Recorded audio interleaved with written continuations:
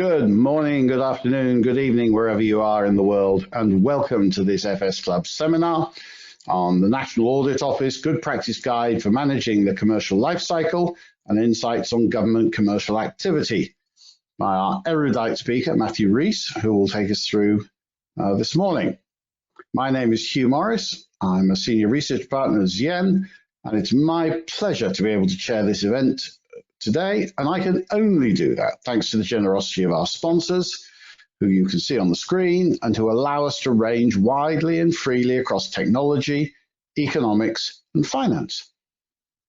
Now, my job is to get out of the way as fast as possible and hand over to our speaker, and you can see the agenda there.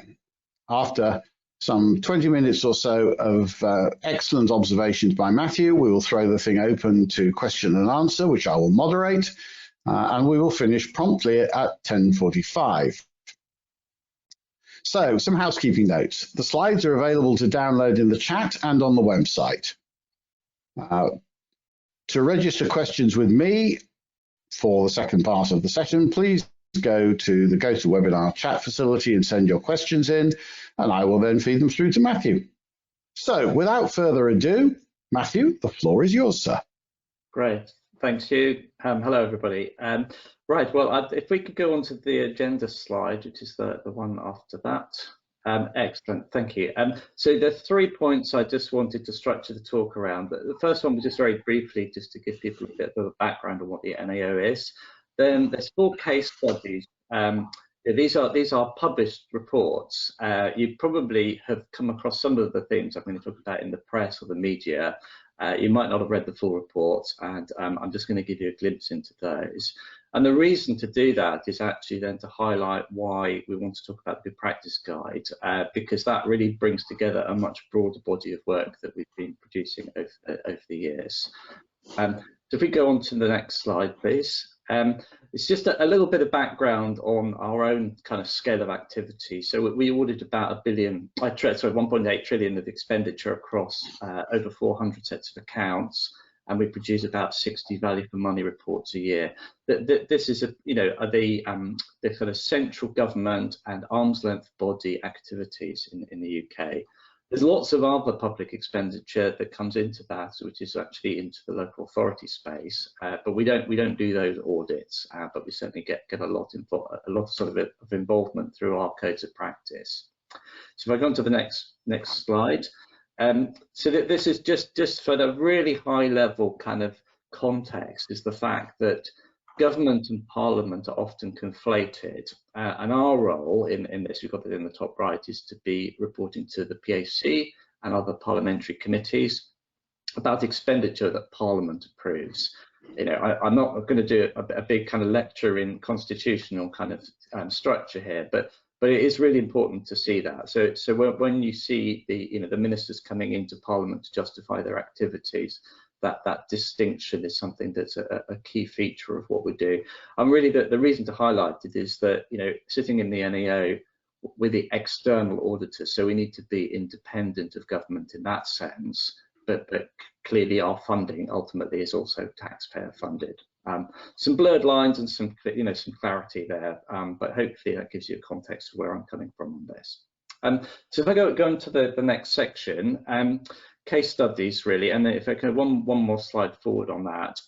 So public procurement, I think as you kind of see there, that there are some clear sensible principles around public procurement which are really important context, treating people equally, being transparent and proportionate.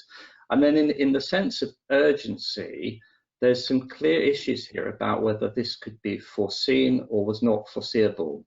And we reported on this back in November 2020, quite a long time ago now. And if I go on to the next slide, you'll start to see the sorts of findings which have now, even in the last couple of days, come back to public attention in terms of the Department of Health's own concerns about the value of its PPE. So right back in November 2020, we published a report on £18 billion worth of procurement. Vast majority of that was awarded without competition, and this was because of the crisis of COVID. And we were the ones who coined this high priority lane piece by drawing that out of the government's own kind of approach. And I think that this goes back to a period of crisis that none of us wanted and none of us could foresee. But as you can see there, we drilled into this in a little bit more detail to show that, you know, if you were in the priority lane, you would get faster and more likely to get awarded contracts. But I think in a way that the key piece that I wanted to draw out then is the transparency. Yeah, even in a crisis, there's still a real need to put out the contract award information. And our concern on this is that this, you know, really subpar, less than half of the contracts were being transparently given notices, and ultimately that theme has plagued the department for the following 2 years, because it starts to erode confidence in the process, and it's attracted litigation in the High Courts from pressure groups. So you know, we're obviously really keen that procurement is run properly, and that's one of our reports that just highlights some of the shortcomings. So I'm going to go on to the next one. If we could go on to the next slide. Another set of COVID themes, two reports here.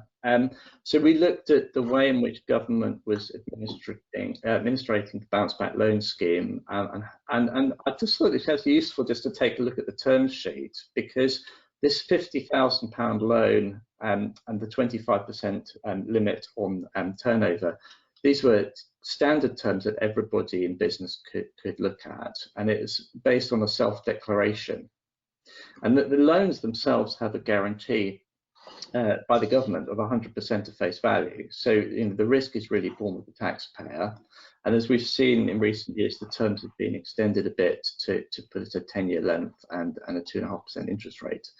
So if we could go on to our next slide, what you'll see on this is too small to read. I'm not going to read it out, but what I think is really worth looking at, if you're interested in this, is how well we've looked into the detail of the credit, the criteria for anti-fraud, the value of the loans that have been issued, and there's a distribution of them across different sizes of business.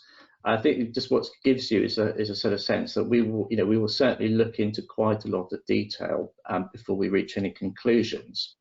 If I go on to the third slide in this case study, next slide, this is really then the risks that we've identified in this is, you know, that there's some serious issues of credit and fraud risk, the default risk. These estimates are actually coming from government, and there's been actually, you know, obviously a resignation of Lord Agnew in the last 10 days or so, expressing concern about this. I think our overall observation is that this was another one of these crisis responses where government felt there was no alternative to save business, and we've reported on the facts of this, but obviously there's significant taxpayer interest in what's going to happen. So that's kind of another example of why we're looking at these sorts of things, is just to kind of learn the lessons and try to encourage a stronger set of principles around risk management. If we go on to the next slide, I'm zipping through these quite quickly, so hopefully it'll be good kind of prompting for questions. So now we're into two different themes, both around the same provider. So Greensill Capital, again, had a lot of parliamentary interest. These two reports were prompted by the collapse of Greensill. The first one looked into loans that were made through the COVID business support schemes. And then the second theme around supply chain finance gets right into the heart of pharmacy payments and NHS staff. So some quite interesting commercial themes here that gets right into the heart of some other departments. So I go on to the following slide. What you'll see here is the kind of sort of life cycle of a government guarantee, and essentially this sort of taxpayer risk in the form of a guarantee is where the taxpayer is not paying out money immediately, and only paying out money if a business that's borrowed money falls into difficulty, and the lender is the person who's protected. So we looked at the accreditation process. In this case, pretty sophisticated set of kind of criteria. That led to 116 accredited providers. So actually, British Business Bank was bringing in a very large pool of lenders into this.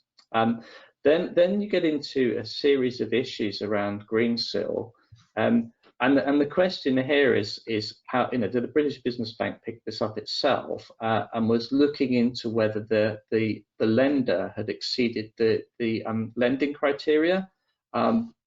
I think what we're reporting here is that the concentration of lending towards the Gupta family group looked like it exceeded the individual lending limits of £50 million in a single group, and that ultimately led to the suspension of the guarantee.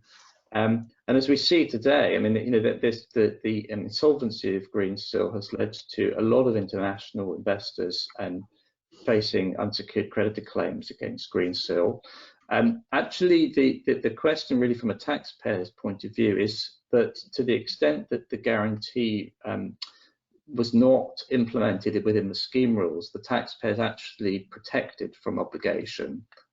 So there's some really interesting lessons here about the quality of the guarantee documentation and the ability to do compliance monitoring.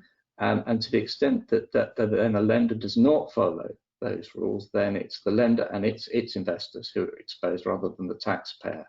So hopefully you get a sense from that some of this value for money work can get right into the heart of financial service business models and effectiveness, and that skill set needs to be embedded within government departments and funding agencies.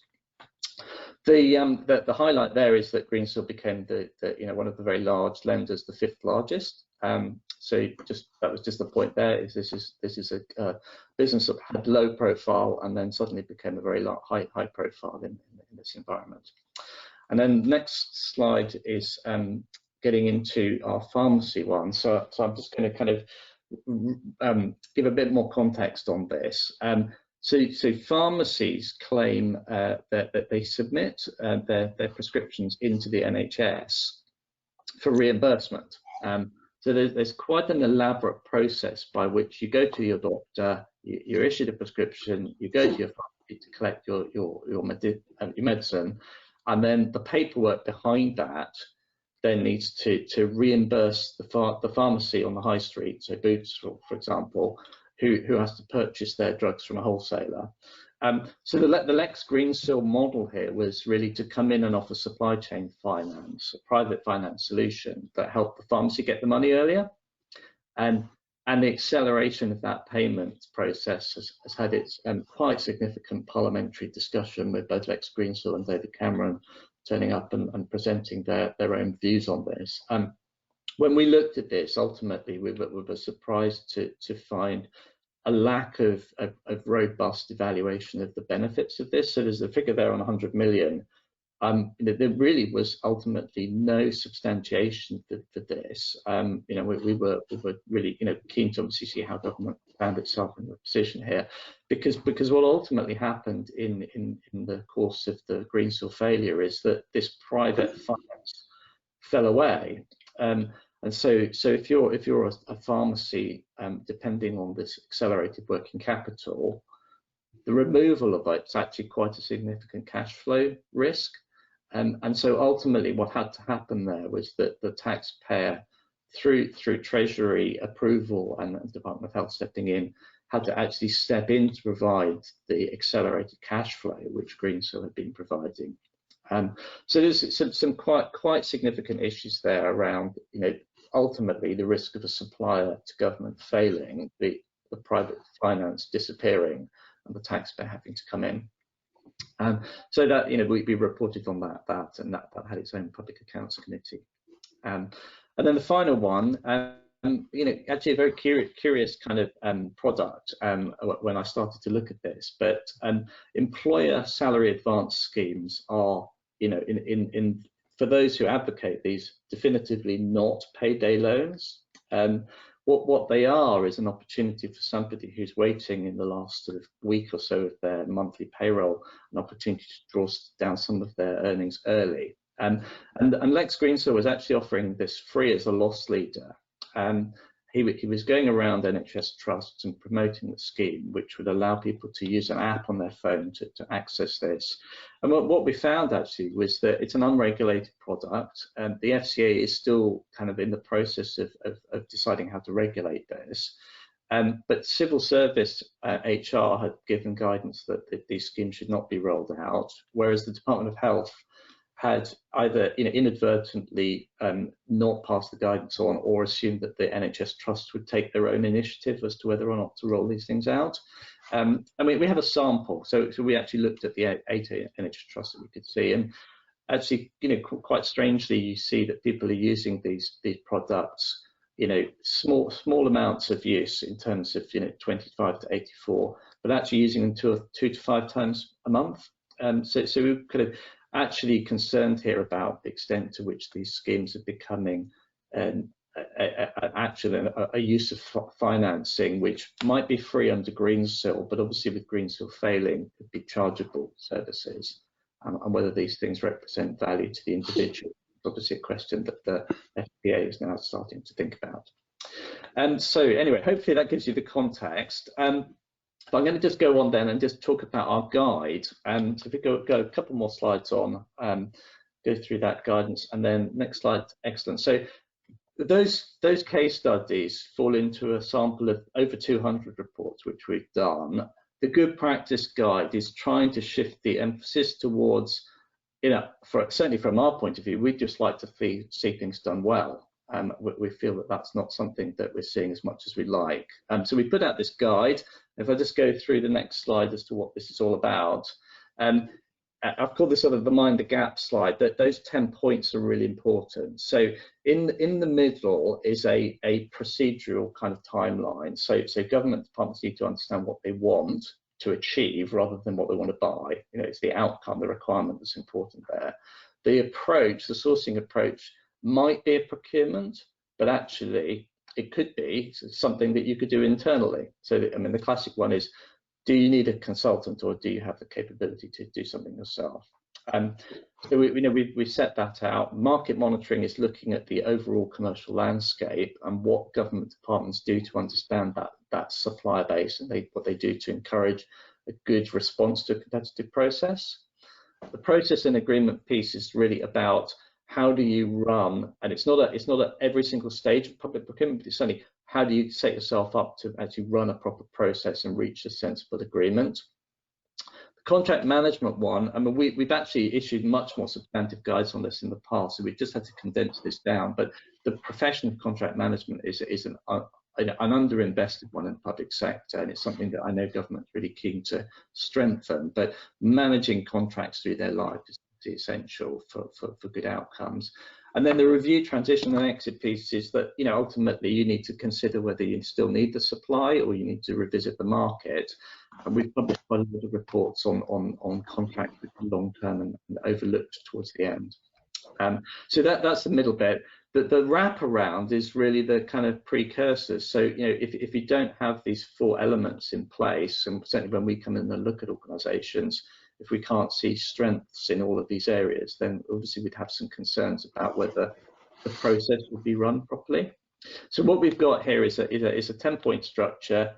Each of those elements has got a page behind and some case studies. So if I'm just going to give you an example on the final slide I was going to present before we come to questions. One more slide there is it just looks through. Can we move just onto one? Sorry, just hi, there we go, excellent. So this is an example, and you can hopefully dip into the document itself. It's free. We define what we mean. So on capability side, it's about both people skills and organisational capability, and then we highlight from our own work what we think needs to improve, our expectations, and a lot of this is obviously summarised, but it's drawn from these 200 odd reports.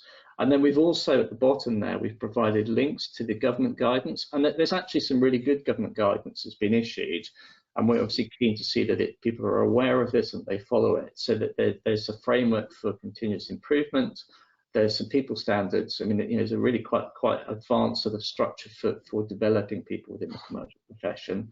And then there's also a functional standard for the commercial function in government, which goes into a lot more detail than what we've got, because it actually looks at a self-assessed benchmark that you can look at. And it's really designed to help public authorities improve their capabilities. And then case studies, so lots more case studies as you can expect. Hopefully that gives you a kind of whistle-stop tour of the kind of things that we do, and I'm really keen to see what sort of questions we've got, and hopefully have a good discussion for the rest of the session. Matthew, that was outstanding. Thank you very much indeed. There's no doubt that the NAO is one of the bastions of accountability in government. The government finds it hard to evade, which it fulfills an extraordinarily valuable function. I do have some great questions here, actually. First off, from Bob McDowell, does the NAO have priorities set for it? And if so, who sets them and how are they changed when events dictate?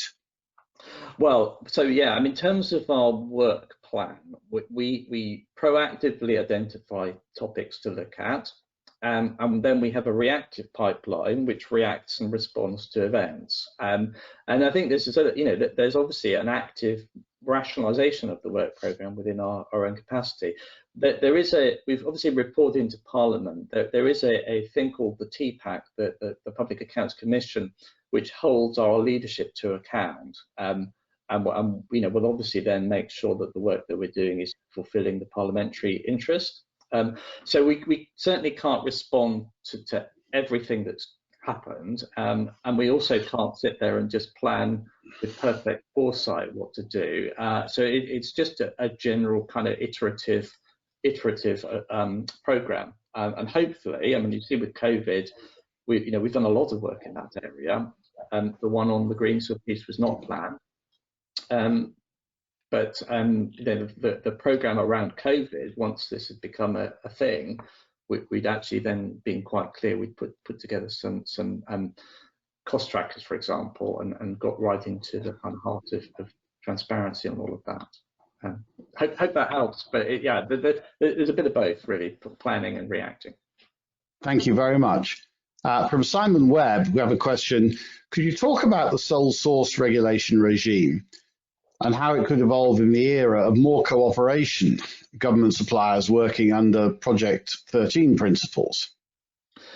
Yeah, I mean, I think public procurement's got a whole range of approaches, from the purely kind of open competitive procedure to the single source one. And I think what we need to see within government is the right sourcing approach. I mean, that's one of the things that we pointed out in the guide. So I've had experience within regulating procurement, which is definitively single source under its own piece of legislation, and with that comes a lot of transparency obligations for suppliers. I think generally that there's probably, and you can see that in an Institute for Government report earlier this week, been a significant increase in sole source or direct awards. A lot of that driven by the COVID crisis, because the timeframes have necessitated it. However, the principles of public procurement still remain very much in the competitive space.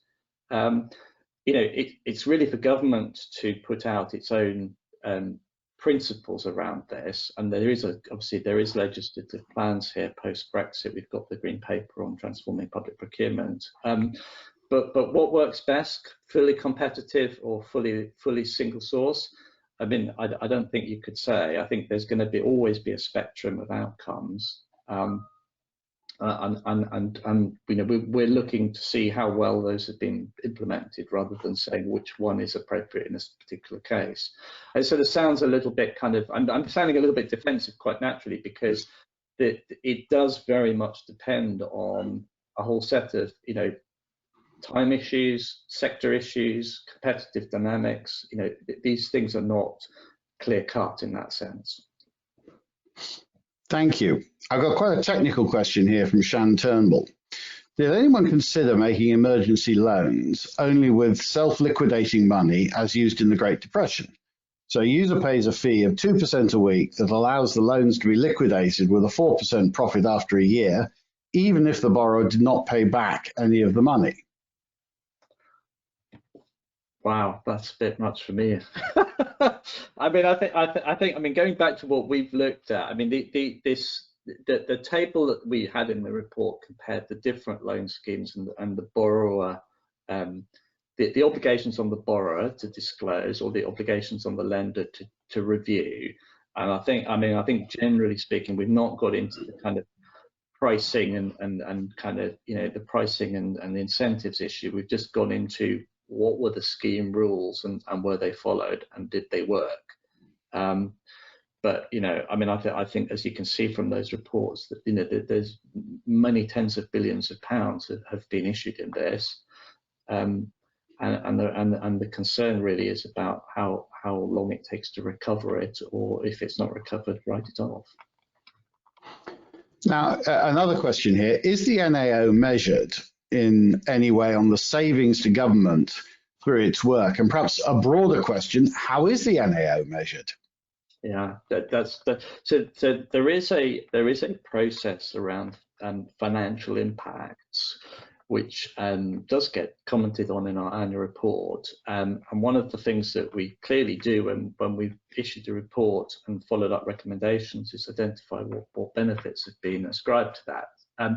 That does require not so much a negotiation, but a justification and discussion with government departments. I've written pieces on loan guarantee schemes, 5 or 6 years ago in a previous role at the NAO, and I can see how that's led to a professionalisation within government.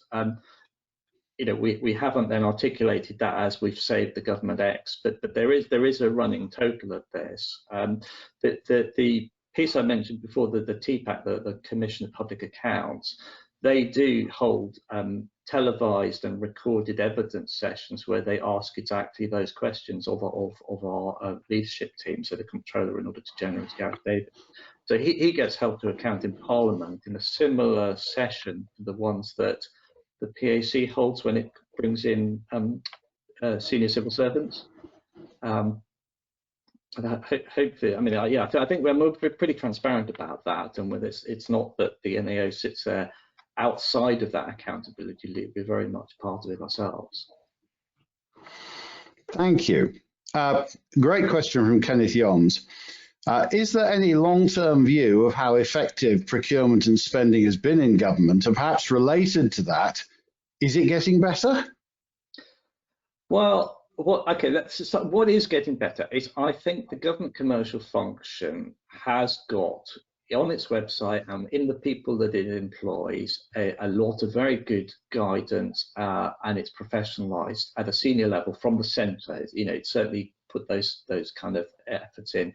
How well has that good practice and that good guidance spread out right across every public body? I think there's a lot of work. I think government would acknowledge there's a lot more work to do in that space. So I think from that point of view, yes, it has professionalised. It is a profession. There are a set of good practice. There are playbooks. I think there's a lot of stuff. And and back in if you go back 10 years or so, the NAO has been talking about this, and you can definitely track progress. COVID is a hopefully a once in a lifetime or many generations event, and that's put the system under massive pressure. So I don't think you could judge progress against the COVID crisis. There's clearly some issues there to learn, massive issues to learn, so hopefully there'll be further progress. Some of the challenges though ahead, I think is laid out quite clearly in the government's own legislative programme, is that now outside of the EU, with perhaps a historical underinvestment in open data and transparency, there's still a lot more that government needs to do to really kind of get better outcomes. Coming from our point of view, the last thing we want to do is just keep coming along issuing moaning, complaining reports. We'd like to be able to see some good practice, and that's part of the reason to publicise our own good practice guide, is because it keeps the debate going about what good looks like in this area. Another interesting question. What interaction does the NAO have with the private sector audit profession?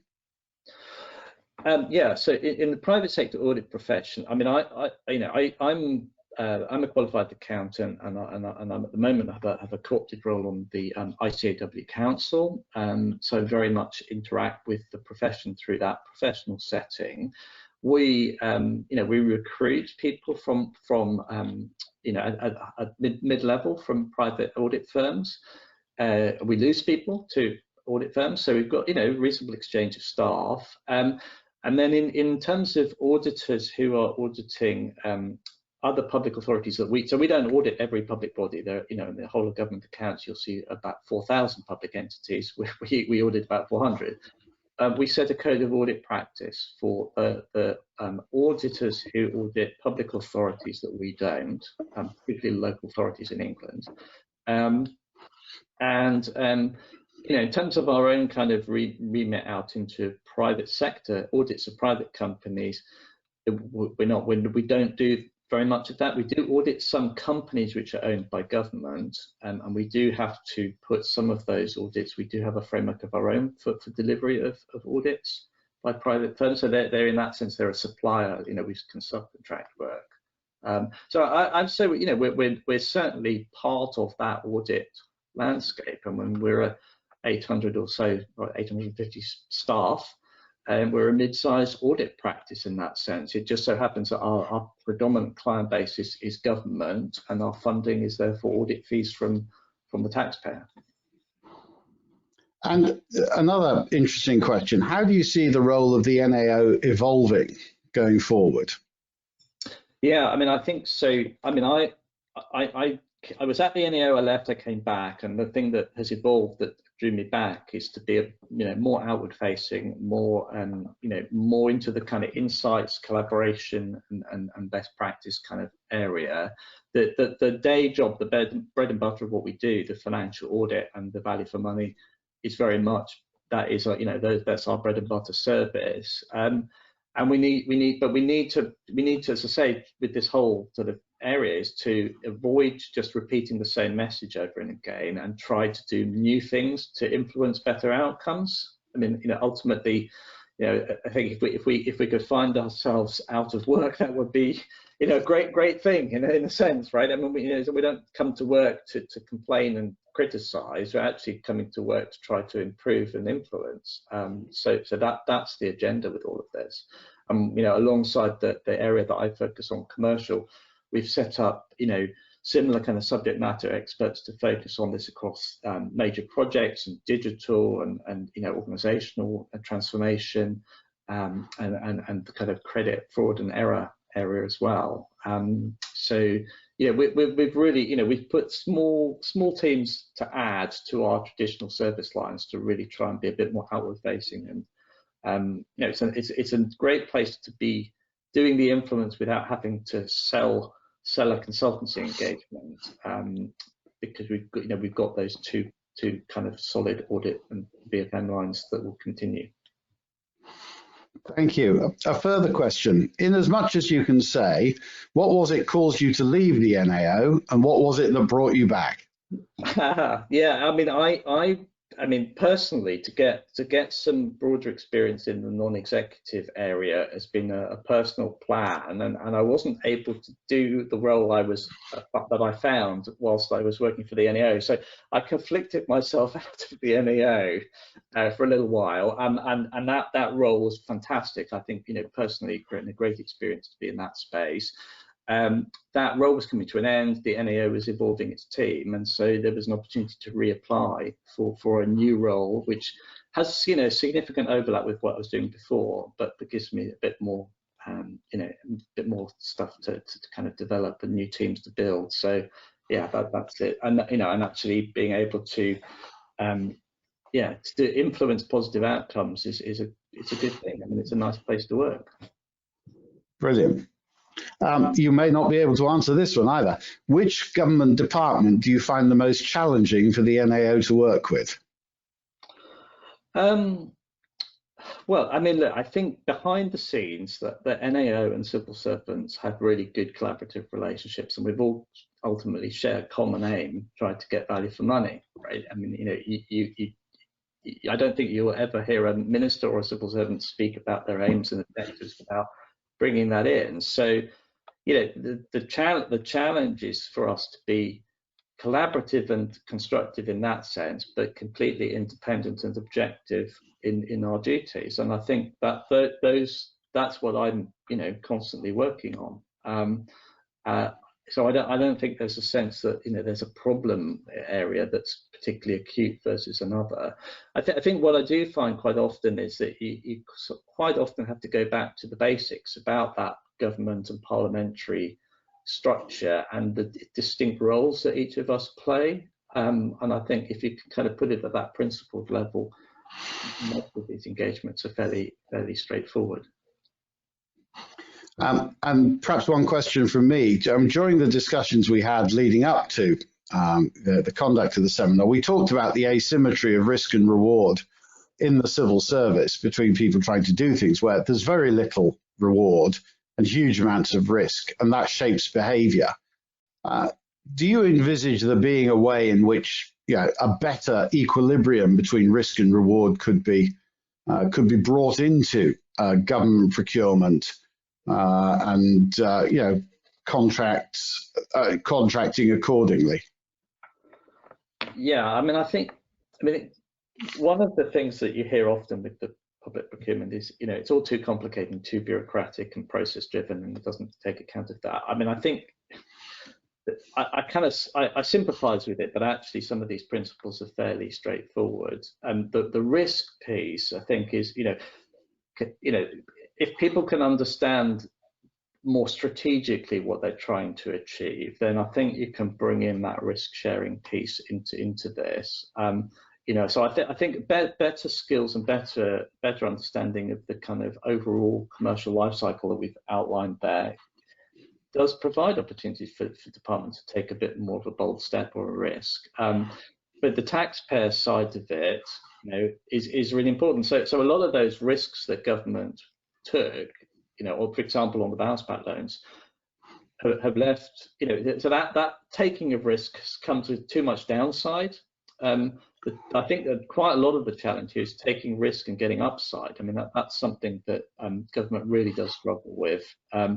We put out a report actually recently on AGR, the Advanced Gas Reactor decommissioning, and there's some incentives there, some pain and gain share structures being brought into the arrangement for that. So I think government can innovate and it can move things. But quite often it's just having to react to urgent circumstances, and so it's not able to plan ahead that far. Surely. Look, thank you so much. It's been a great conversation with our participants, and thank you so much for sharing all the materials. So drawing matters to a close, I would once again very much like to thank our sponsors for making all this possible. I would very much like to thank the audience for both attending and a very lively engagement. We have some upcoming events that you can see on the screen. Please go to the website and book. They all have great things to offer, as you've heard this morning. And I would very much like to thank Matthew for taking time out and sharing with us this morning, this afternoon, this evening, depending on where you are, those great insights and being so happy to engage with us all. Thank you very much indeed, and I wish you all a great rest of the day in as much as you have a rest of the day. Thanks. Thanks, everybody.